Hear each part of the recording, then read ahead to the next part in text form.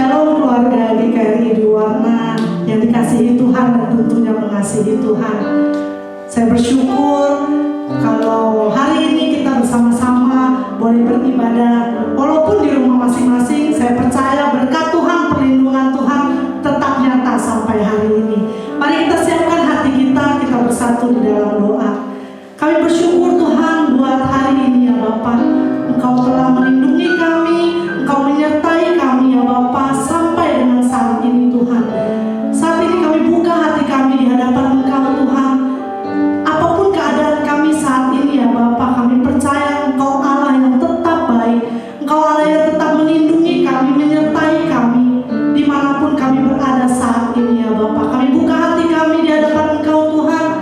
Biar penyembahan kami hari ini ya Bapa hanya untuk menyenangkan nama-Mu saja ya Bapa. Di dalam nama Tuhan Yesus kami berdoa dan kami bersyukur. Amin. Mari siapkan hati kita, kita masuk dalam ibadah.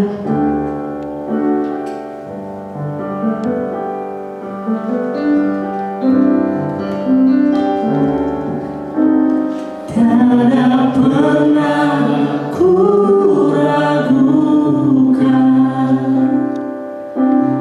kasih setiamu ya Tuhan.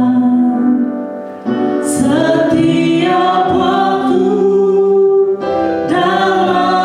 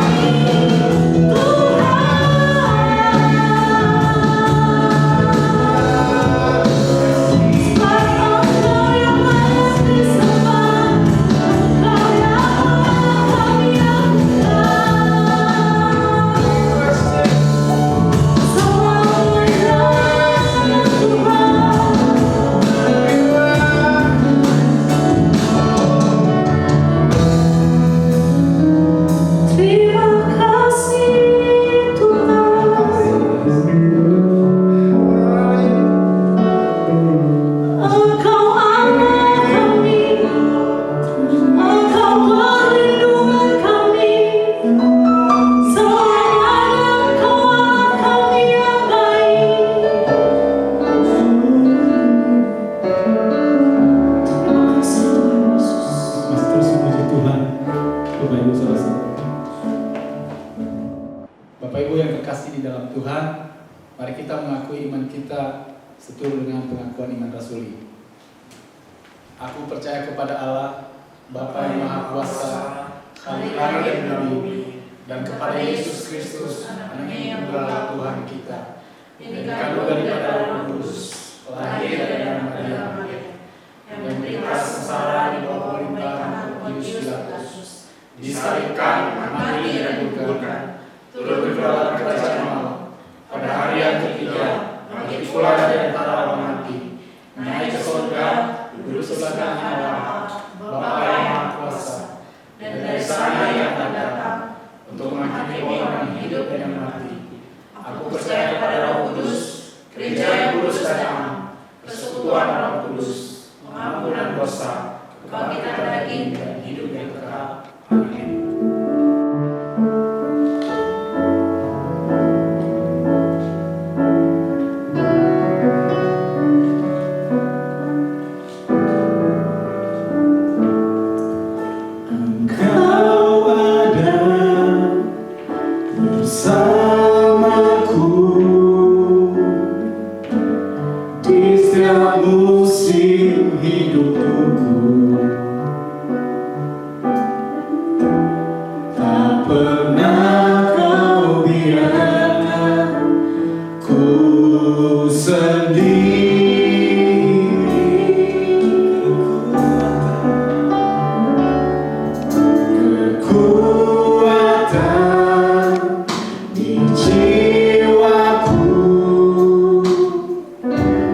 Adalah bersama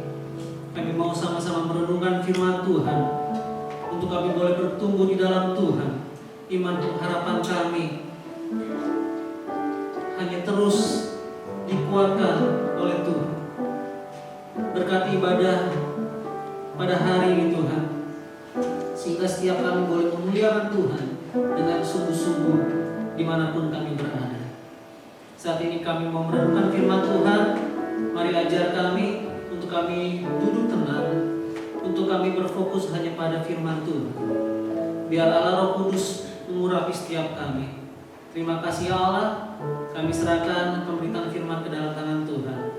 Di dalam nama Yesus Kristus kami bersyukur dan kami berdoa. Amin. Shalom Bapak Ibu yang terkasih dalam Tuhan. Hari ini kita akan sama-sama merenungkan firman Tuhan. Di dalam kesempatan pada siang hari ini, mungkin pakaian kita tidak serapi saat kita beribadah di gereja. Mungkin saat ini kita tidak duduk bersama dengan teman-teman di dalam gereja. Tetapi Tuhan izinkan ini terjadi untuk kita sama-sama merasakan nikmat dan anugerah Tuhan. Dalam situasi saat ini kita masih diizinkan Tuhan untuk kita bersekutu di dalam Dia.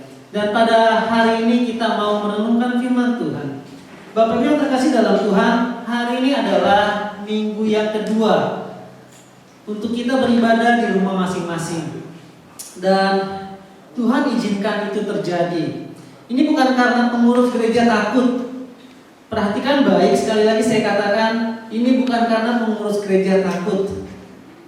Ketika kita membuka ibadah, mungkin kita fine-fine saja begitu. Tetapi ketika kita dianjurkan untuk beribadah di rumah, kita mengikuti arahan dari pemerintah. Kita mencoba mengikuti arahan yang dianjurkan oleh pemerintah untuk menjalankan social distancing.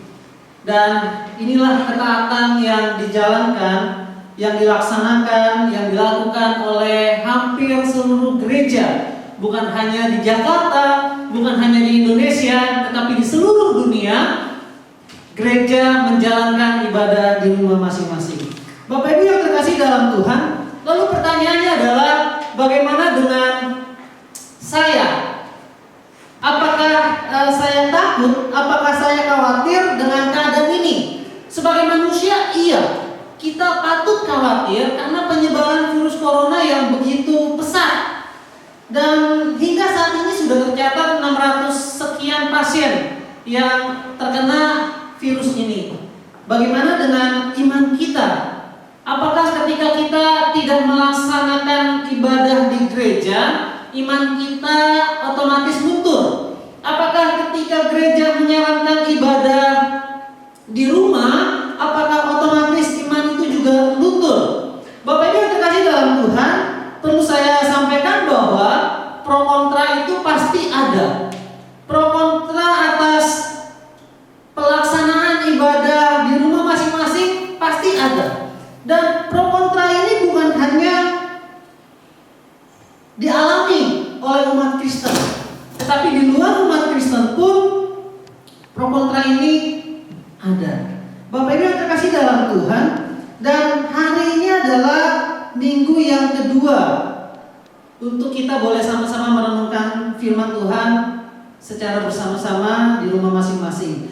Dan Bapak Ibu yang terkasih dalam Tuhan, kita mau belajar untuk taat kepada anjuran pemerintah. Sebab Rasul Paulus berbicara kepada jemaat di Roma, di dalam Roma pasal yang ke-13 ayat yang pertama mencatat demikian.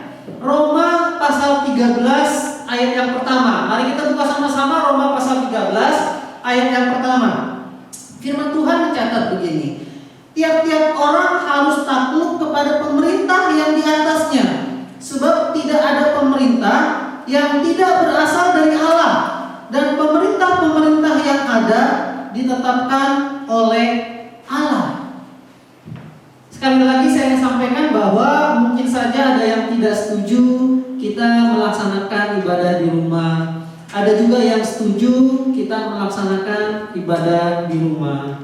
Tetapi kalau pertanyaan itu ditujukan kepada saya, apakah saya setuju atau tidak setuju, saya menyatakan bahwa apapun itu keputusan, kita tetap beribadah. Sebab esensi dari ibadah adalah bukan tempatnya, tetapi hatinya. Seringkali dan banyak orang berkata bahwa ibadah online itu tidak seharusnya dilakukan. Justru saya berpikiran bahwa saya rasa lebih baik ibadah online itu ada daripada saat ibadah kita online. Sekali lagi saya katakan bahwa saya rasa lebih baik ibadah online itu ada daripada saat ibadah kita online. Nah, Bapak Ibu yang terkasih dalam Tuhan, firman Tuhan pada hari ini tidak membahas tentang pro dan kontra dilaksanakannya ibadah online itu atau ibadah di rumah masing-masing. Tetapi bagaimana kita menggunakan waktu dan kesempatan yang Tuhan berikan. Waktu dan kesempatan yang Tuhan berikan kepada kita. Ada dua istilah Yunani yang cukup menggambarkan tentang waktu dan kesempatan. Yang pertama adalah kronos. Kemudian yang kedua adalah kairos.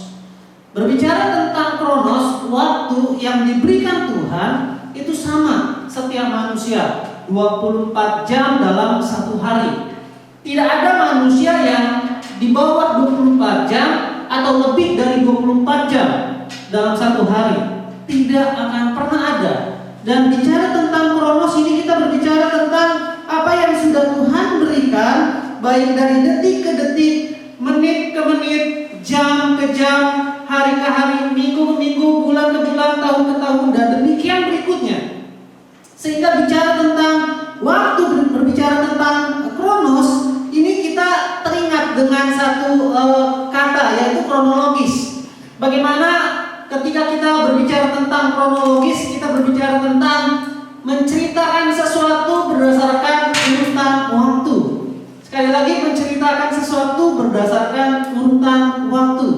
Dan tidak ada yang lebih, tidak ada yang kurang. Bicara tentang hal ini sama. Bicara tentang jam 2 di sini dan di rumah Anda itu sama. Mungkin berbeda ceritanya bila Anda saat ini menyaksikan di wilayah tengah atau wilayah timur yang berbeda 1 jam dan 2 jam. Atau bahkan mungkin bicara tentang di luar negeri yang bedanya sekian jam, sekian hari bahkan mungkin. Ya, tetapi bicara tentang Kronos, kita bicara tentang 24 jam dalam 1 hari. Lalu kemudian bicara tentang Kairos. Bicara tentang Kairos adalah bicara tentang momentum yang diberikan Tuhan, kesempatan yang diberikan Tuhan untuk kita menggunakan atau memanfaatkan momentum-momentum yang Tuhan berikan itu. Bapak Ibu yang terkasih dalam Tuhan, sehingga bicara tentang waktu dan kesempatan, berbicara tentang Kairos ini tidak bisa kita ulang. Waktu pun bicara tentang Kronos pun tidak bisa kita ulang. Sehingga hari ini saat kita berbicara tentang Kronos dan Kairos, itu kita tidak akan bisa mengulanginya lagi. Seringkali dalam perenungan kita saat saya SD, beranjak ke SMP, kadang-kadang berpikir, aduh ingin sekali saya mengulang kisah-kisah waktu zaman SD. Atau meloncat ke zaman SMA atau kuliah. Seringkali kita berpikir bahwa, aduh mungkin waktu SD itu enak gitu. Saya tidak perlu berpikir lagi tentang bagaimana saya menghasilkan uang, bagaimana saya harus menghasilkan sesuatu. Dan bicara tentang kesempatan inilah yang kita mau pergunakan dengan sebaik-baiknya. Bapak Ibu yang terkasih dalam Tuhan, beberapa hari yang lalu saya mendapatkan chat dari sebuah grup WhatsApp.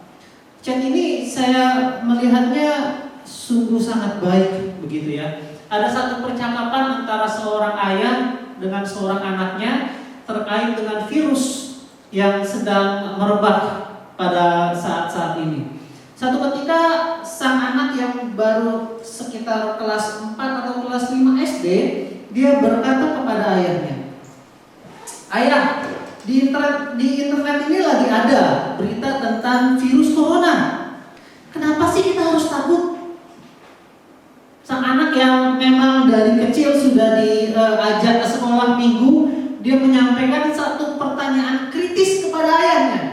"Ayah, kenapa sih kita harus takut? Seperti nggak punya Tuhan aja. Kalau kita punya Tuhan, nggak usah takut dengan virus corona itu. Kalau Tuhan tidak berkehendak kita kena virus corona, pasti nggak akan kena. Tapi kalau Tuhan berkehendak, kita pasti kena." Betul nggak ya? Lalu sang ayah hanya terdiam, merenungi dan berpikir, ya benar juga sih. Kalau secara iman, gitu ya, secara iman ini anak sungguh memiliki iman yang sangat besar, memiliki iman yang sangat kuat bahwa kalau Tuhan izinkan corona itu terjadi atas dirinya, dia tidak akan kena. Bila melihat daripada kalimat itu, kita sama-sama sadari bahwa iman anak ini sungguh luar biasa. Tetapi dalam perenungannya sang ayah berpikir anak ini bisa terjebak dalam situasi dan kondisi pemahaman tentang sebuah iman. Lalu kemudian sang ayah malam harinya berdoa, menggumulkan pertanyaan yang disampaikan oleh anaknya. Sampai akhirnya sang ayah mendapatkan hikmat dari Tuhan, kemudian dipanggilnya sang anak itu untuk diajak berbicara. Dan ayahnya berkata bahwa, "Nah, kalau seandainya ayah ingin menyeberang dari sini ke sana, lalu kita sama-sama tahu di jalanan itu ramai sekali kendaraan yang lewat. Lalu kemudian ayah nyebrang aja sembarangan." Terus sang anak langsung tiba-tiba berkata, "Jangan dong ya,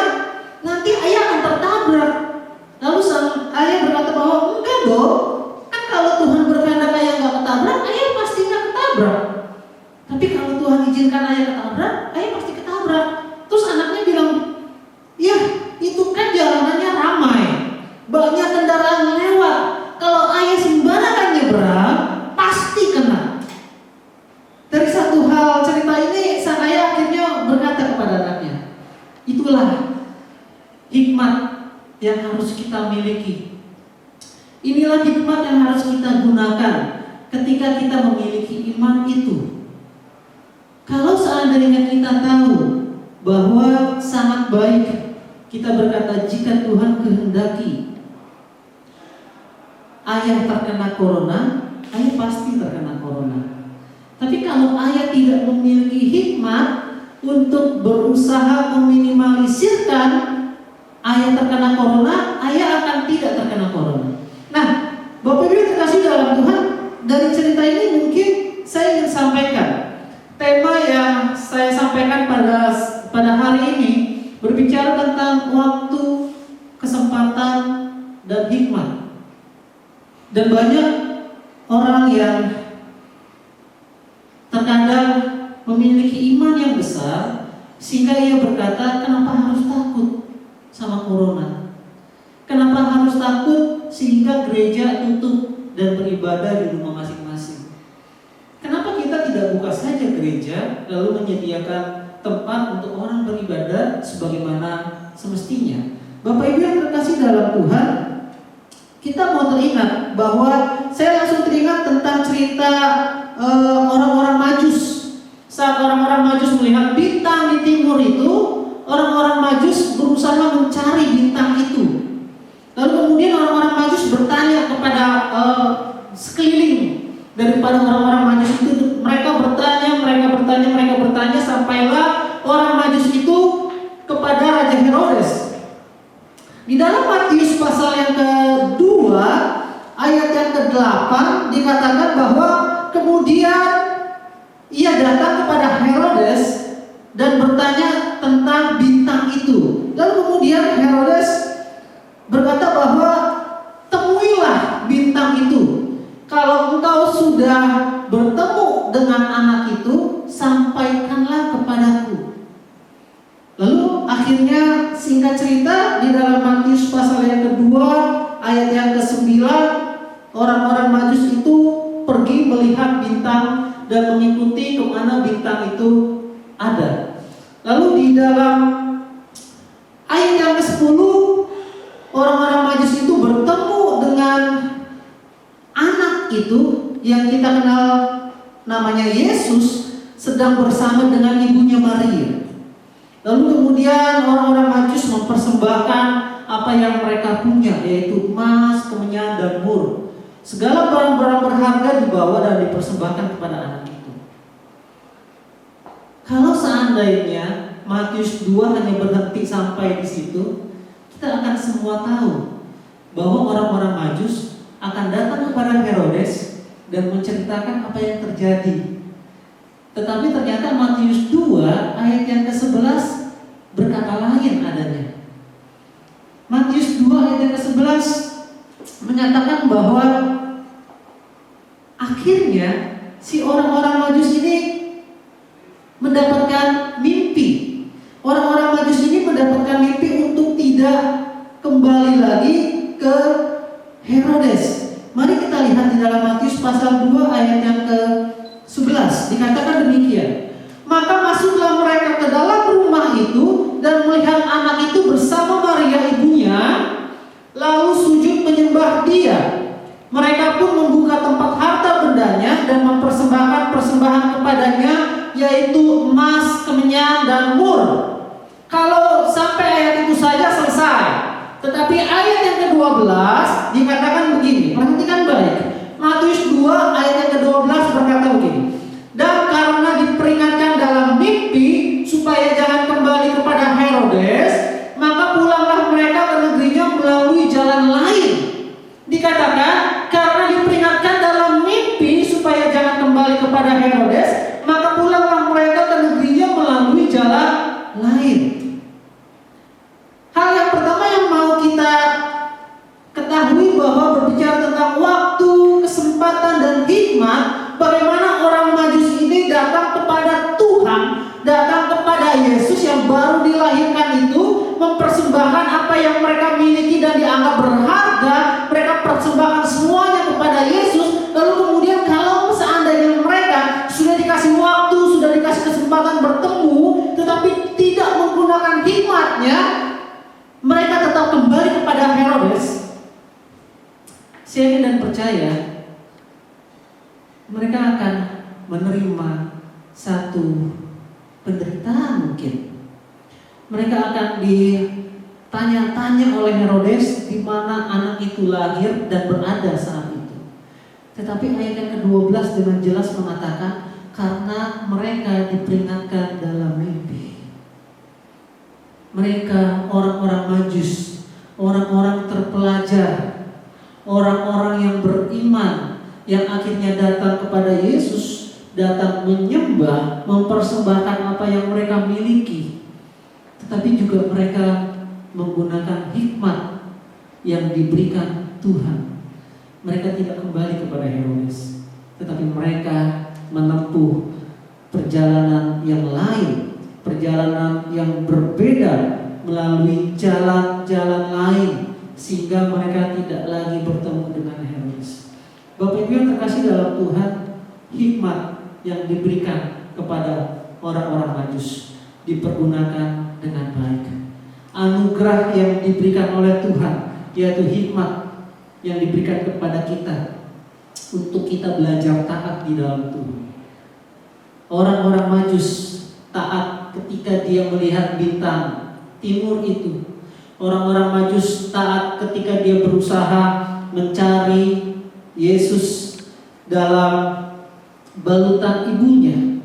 Orang-orang Majus taat mempersembahkan persembahan yang terbaik bagi Yesus. Tetapi ketaatan itu tidak berhenti sampai di situ. Ketaatan itu terus berlanjut ketika orang-orang Majus diingatkan bahwa jangan kembali kepada Herodes, jangan kembali kepada raja itu, dan tempuhlah jalan lain untuk bisa sampai kepada negerinya, untuk bisa sampai kepada tempat di mana asal mereka.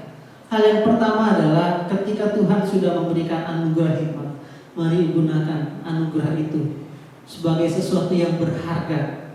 Jangan pernah kita menantang iman kita untuk karena hikmat itu kita abaikan, lalu kita menantang iman kita.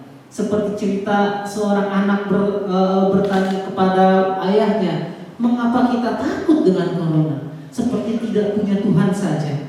Bapak Ibu yang terkasih dalam Tuhan, hal yang kedua ketika kita bicara tentang hikmat, saya teringat kembali kepada permintaan seorang raja, yaitu Raja Salomo. Saat itu Salomo masih sangat muda dan belum berpengalaman. Dan dalam kemudaannya, dalam ketidakpengalamannya, ia dipercaya Tuhan untuk memimpin satu bangsa yang besar. Dan oleh karena bangsa yang besar itu, Salomo berdoa kepada Tuhan. Apa yang dia minta kepada Tuhan? Di dalam 1 Raja-Raja pasal yang ketiga, di dalam 1 Raja-Raja pasal yang ketiga ayat yang ke-9, demikian firman Tuhan. Maka berikanlah kepada hamba-Mu ini hati yang faham, menimbang perkara untuk menghakimi umat-Mu dengan dapat membedakan antara yang baik dan yang jahat. Sebab siapakah yang sanggup menghakimi umat-Mu yang sangat besar ini? Ini sebuah cerita di mana Salomo diperhadapkan pada dua orang ibu yang sama-sama mengaku memiliki anak, dan anak yang dimiliki itu diperebutkan. Satu anak diperebutkan oleh dua orang ibu. Dan saat itu Salomo berpikir keras, apa yang harus dia putuskan, apa yang dia harus lakukan, sehingga dia berdoa sama Tuhan, Tuhan kasih saya hikmat untuk saya bisa menimbang perkara, untuk menghakimi umat Tuhan dengan dapat membedakan mana yang baik, mana yang jahat, mana yang baik, mana yang tidak baik. Dan akhir cerita ini adalah Salomo menggunakan hikmat yang daripada Tuhan untuk menentukan perkara siapa ibu yang asli atas anak itu. Bapak Ibu yang terkasih dalam Tuhan, inilah ketaatan yang hakiki, inilah ketaatan yang sempurna yang dimiliki dua tokoh yang kita mau pelajari. Tokoh yang pertama adalah orang-orang Majus. Tokoh yang kedua adalah Salomo. Kita mau rendah hati, kita belajar tentang waktu dan kesempatan yang Tuhan beri. Hari ini kita dianjurkan pemerintah untuk tetap berada di rumah. Bahkan slogan di rumah aja sedang dikencangkan, sedang digaung-gaungkan oleh pemerintah untuk kita tetap stay di rumah. Bila tidak ada kepentingan yang mendadak, mari kita ikuti anjuran pemerintah untuk social distancing. Kita sebagai umat Kristen, sebagai umat yang percaya, bukan karena kita tidak memiliki iman, tetapi kita memiliki hikmat untuk kita tetap melakukan apa yang patut kita lakukan dengan mengikuti anjuran pemerintah. Bapak Ibu yang terkasih dalam Tuhan, mari sama-sama kita syukuri bahwa saat ini kita masih ada, kita masih diberikan kekuatan, kita masih diberikan kesehatan untuk kita beribadah kepada Tuhan. Besok, lusa, kita tidak tahu nasib kita seperti apa. Dan bagi setiap kita yang terpapar virus ini, mari tetap berdoa kepada Tuhan. Kita minta hikmat sama Tuhan, apa yang harus kita perbuat, apa yang kita harus lakukan. Kiranya Tuhan Yesus memberkati kita semua, tetap percaya kepada Tuhan, tetap bersandar kepada Tuhan, tetap berdoa kepada Tuhan, dan biar Tuhan selalu memberikan hikmat bagi kita untuk kita tetap percaya kepada Tuhan. Amin. Mari kita bersatu di dalam doa. Tuhan, kami bersyukur buat firman Tuhan yang kami dengar pada hari ini. Biar semua itu boleh menguatkan kami, biar semuanya itu boleh terus menumbuhkan iman kami untuk tetap percaya kepada Tuhan, untuk tetap bersandar kepada Tuhan bahwa Engkaulah pemilik hidup kami, Engkaulah yang berkuasa atas hidup kami. Ketika Tuhan izinkan itu terjadi, maka itu terjadi. Ketika Tuhan izinkan itu tidak terjadi, maka itu tidak terjadi. Tetapi Tuhan ajarkan kami untuk kami tetap memiliki hikmat, untuk kami boleh gunakan. Kami sebagai orang-orang percaya kepada Tuhan, ajar kami untuk kami boleh menimbang mana yang baik yang bisa kami lakukan, mana yang tidak baik yang kami harus hindari. Tuhan, terima kasih buat hari ini. Kiranya Roh Kudus terus berkarya di dalam hidup kami, biar firman ini boleh menjadi rema di dalam hidup kami. Terpujilah nama-Mu Tuhan, di dalam nama Yesus Kristus kami bersyukur dan kami berdoa. Amin.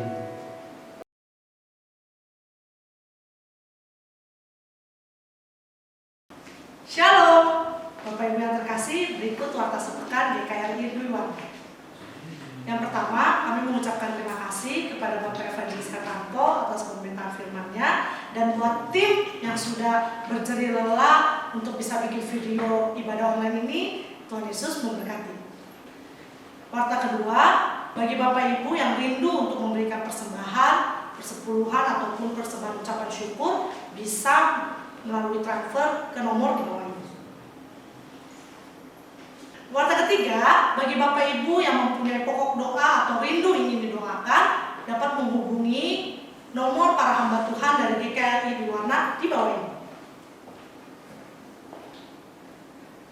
Dan warta yang terakhir, untuk ibadah minggu depan akan diinformasikan kembali di grup keluarga GKRI Dwi Warna. Tapi kita semua berharap dan berdoa supaya minggu depan kita boleh bertemu di gereja ini bersama-sama beribadah dan menjalankan perjamuan kudus. Sekian warta minggu ini.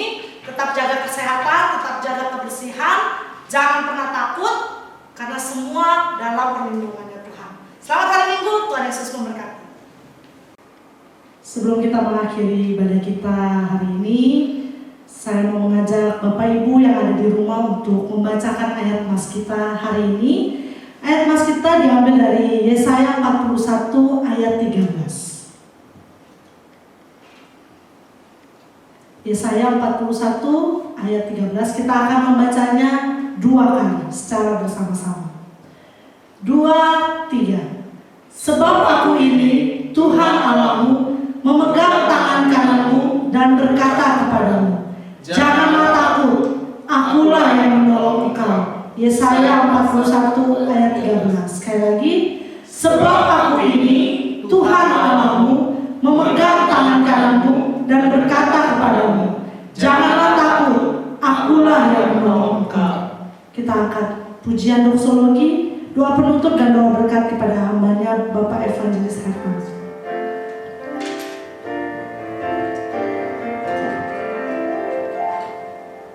Puji Allah Bapa Putra, puji Allah Roh Kudus, ketiganya yang esa. Oh, selamat sumber berkat.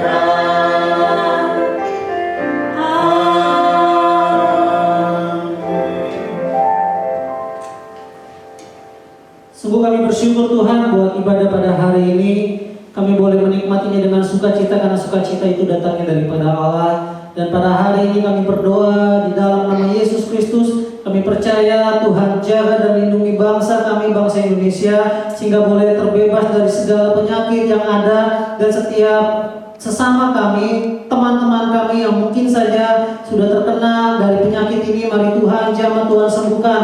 Untuk setiap jemaat Tuhan pada hari ini, apapun masalah yang sedang kita hadapi, apapun penyakit yang sedang kita alami, berdoalah kepada Tuhan di dalam nama Yesus Kristus. Tuhan pasti akan mengangkat setiap penyakit kita, memberikan kita kekuatan, memberikan kita jalan keluar. Terima kasih buat ibadah pada hari ini Tuhan. Kami percaya Tuhan yang memberkati setiap kami, sehingga kami boleh dapat beribadah bersama-sama. Sekalipun secara fisik kami berjauhan, tetapi secara hati kami boleh bersatu, karena Tuhan yang menyatukan hati setiap kami. Terima kasih Tuhan buat ibadah pada hari ini. Untuk setiap kami yang terlibat di dalam pelayanan, mari Tuhan yang berkati, berikan kami kekuatan selalu kerinduan untuk kami tetap beribadah dan melayani Tuhan. Untuk jemaat-jemaat Tuhan yang di rumah, mari Tuhan yang berkati mereka Tuhan di dalam pekerjaan mereka, di dalam keluarga mereka, di dalam usaha mereka, di dalam studi mereka, di dalam apapun yang mereka kerjakan. Jika Tuhan kehendaki, Tuhan pasti buat berhasil di dalamnya. Terima kasih Bapak yang dikasih dalam Tuhan. Jemaat Tuhan yang dikasih dalam Tuhan, mari kita arahkan tangan kita angkat hati kita arahkan kepada Tuhan. Kiranya kasih daripada Allah, cinta yang luar biasa yang Tuhan Yesus tunjukkan kepada kita dengan kematiannya di atas kayu salib, mati bangkit dan untuk menyelamatkan setiap kita. Pengharapan, penghiburan, dan teguran daripada Allah Roh Kudus menyertai setiap kita mulai hari ini sampai Tuhan datang kali yang kedua, bahkan sampai selama-lamanya. Amin.